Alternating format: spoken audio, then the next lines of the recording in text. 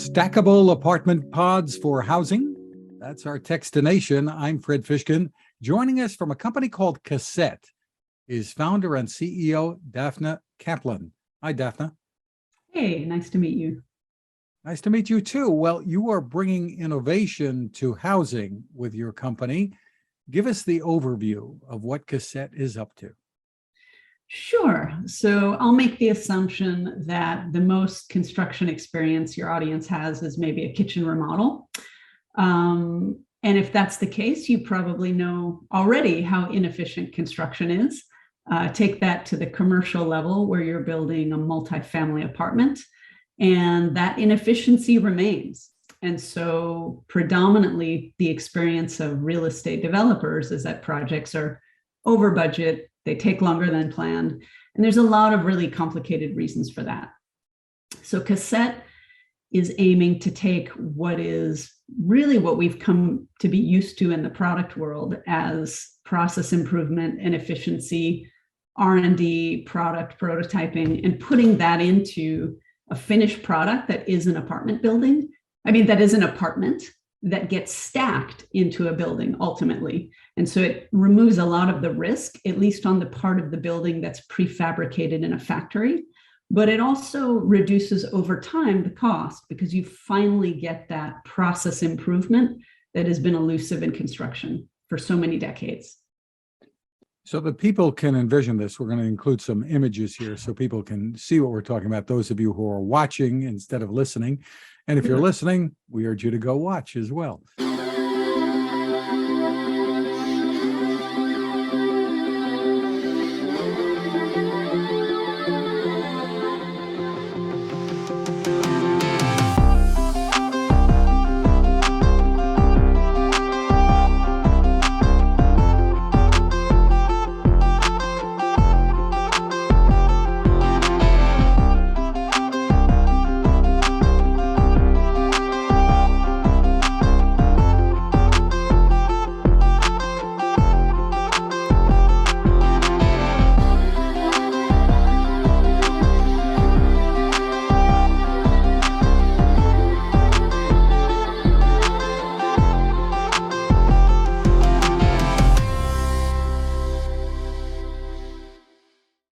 So describe for us what these look like and how what you're doing is so different. Modular housing has been around for a while. This is something completely different.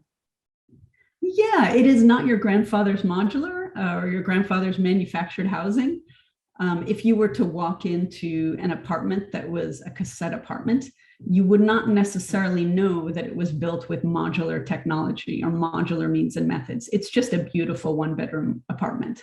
It's just under 600 square feet, designed by a fairly famous, this product was designed by a very famous duo in California modernism. So it's a warm, modern, open floor plan, one-bedroom apartment. Every sort of nook and cranny takes advantage of design to add little storage nooks and surprising areas and beautiful lighting that really, if you were to build a building site built or the traditional way, it would be a lot more expensive to get all of these details and that level of quality built in.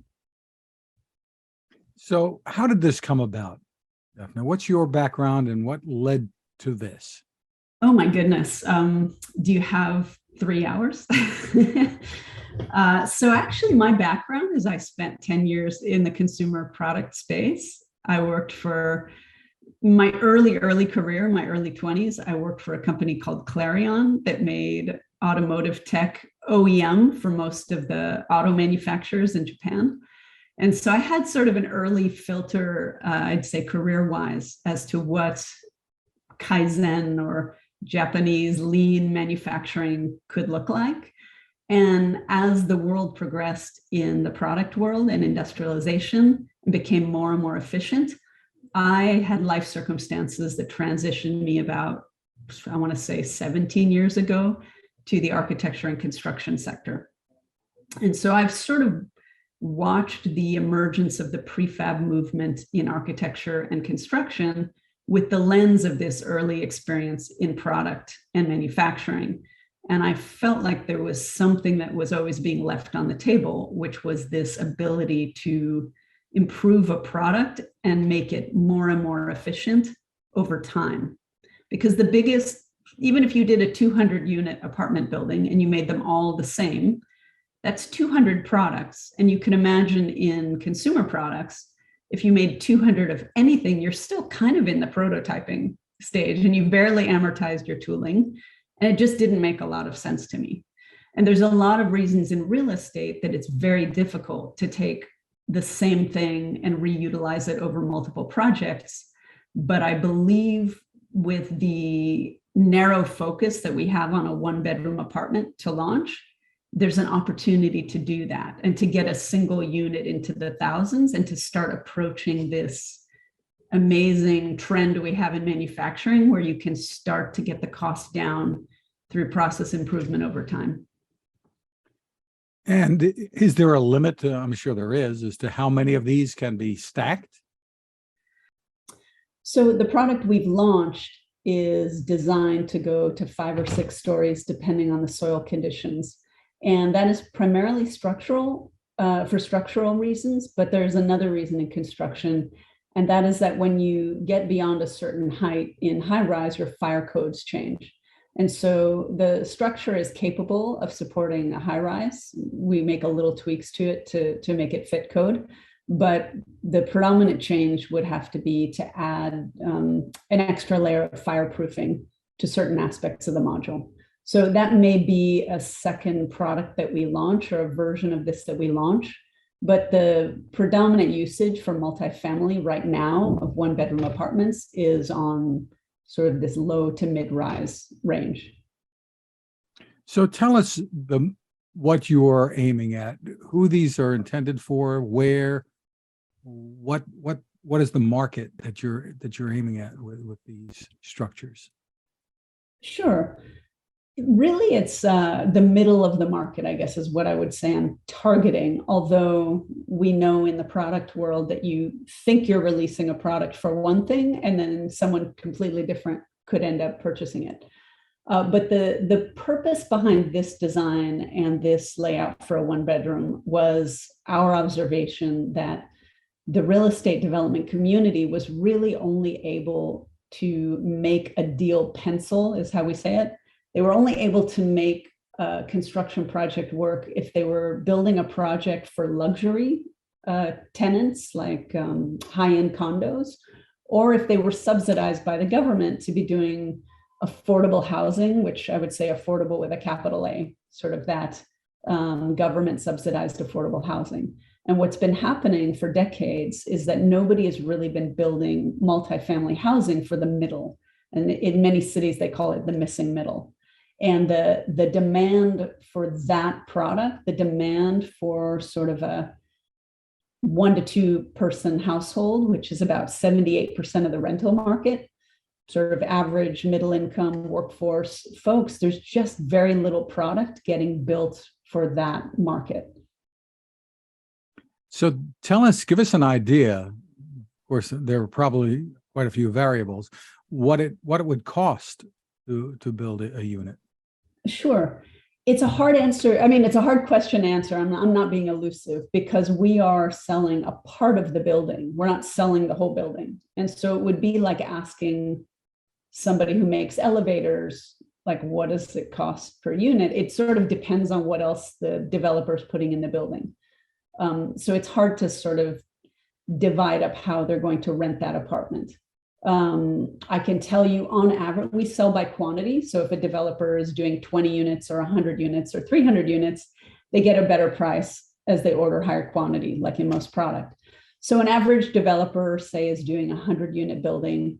The price point we're starting with is $150,000 installed. So that means we build the apartments, we deliver them, we structurally connect them together. And then there are all of the other aspects of the building that developer is putting on there that would add to that cost. And at the end of the day, they would have a formula that they would rent those apartments for that provided a good return on that. Interesting. So the advantages that you have in building them this way. And describe for us again what they are made out of. You talked about steel, but tell us a little bit more about the construction and what people would find in these. Are they complete with appliances and such, or tell us more? They are. Imagine walking to a fully finished, sort of beautiful apartment, kitchen finishes, fixtures, appliances, everything. And that actually is what we deliver and install on site. And there's a plumbing and electrical connection that get made in the hallway. So it is a completely finished unit that's built off site while the general contractor is preparing the land and the foundations. And it's, in a crude sense, it's a process, and modular in general is a process innovation where you're just doing two things in parallel and you're cutting that schedule sometimes in half. And the price would be considerably less. Give us an idea over traditional construction. Sure. So it depends on the market you're in. Are you building in an expensive city to build like San Francisco or Los Angeles or Seattle, or are you in the middle of the country? It's very different.